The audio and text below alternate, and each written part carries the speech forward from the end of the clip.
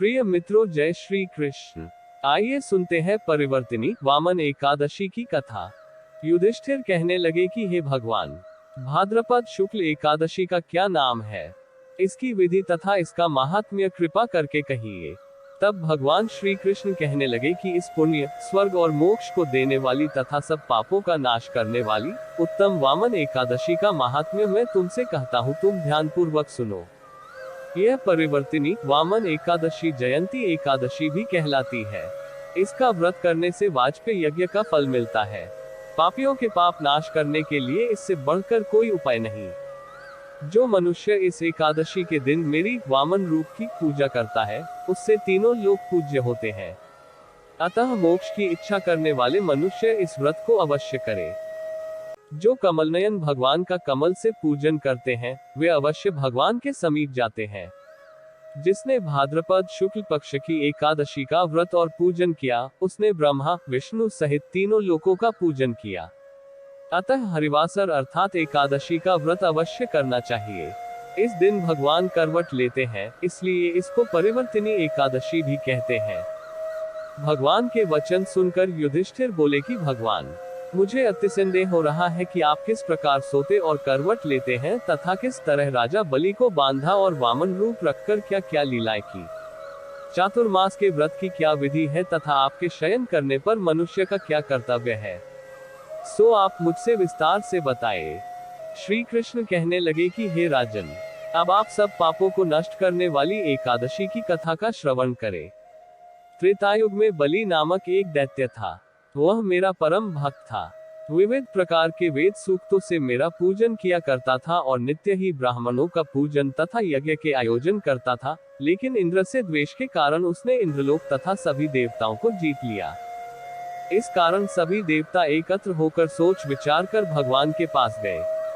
बृहस्पति सहित इंद्रादिक देवता प्रभु के निकट जाकर और नतमस्तक होकर वेद मंत्रों द्वारा भगवान का पूजन और स्तुति करने लगे। अतः मैंने वामन रूप धारण करके 5वां अवतार लिया और फिर अत्यंत तेजस्वी रूप से राजा बलि को जीत लिया।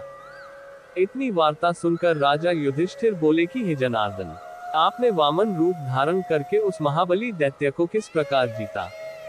श्री कृष्ण कहने लगे, मैंने वामन रूप में बलि से 3 पग भूमि की याचना करते हुए कहा, ये मुझको 3 लोक के समान है और हे राजन, यह तुमको अवश्य ही देनी होगी।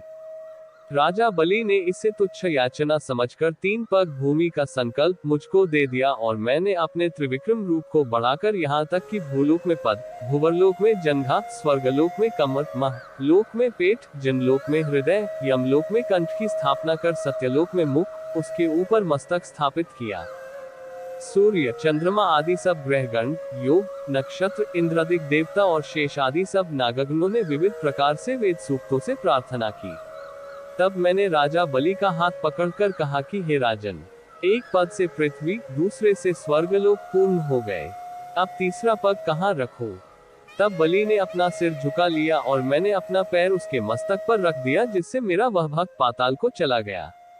फिर उसकी विनती और नम्रता को देखकर मैंने कहा कि हे बलि, मैं सदैव तुम्हारे निकट ही रहूंगा। विरोचन पुत्र बलि से कहने पर भाद्रपद शुक्ल एकादशी के दिन बलि के आश्रम पर मेरी मूर्ति स्थापित हुई। इसी प्रकार दूसरी क्षीरसागर में शेषनाग के पष्ठ पर हुई। हे राजन, इस एकादशी को भगवान शयन करते हुए करवट लेते हैं, इसलिए तीनों लोकों के स्वामी भगवान विष्णु का उस दिन पूजन करना चाहिए। इस दिन तांबा, चांदी, चावल और दही का दान करना उचित है। रात्रि को जागरण अवश्य करना चाहिए। जो विधि पूर्वक इस एकादशी का व्रत करते हैं, वे सब पापों से मुक्त होकर स्वर्ग में जाकर चंद्रमा के समान प्रकाशित होते हैं और यश पाते हैं।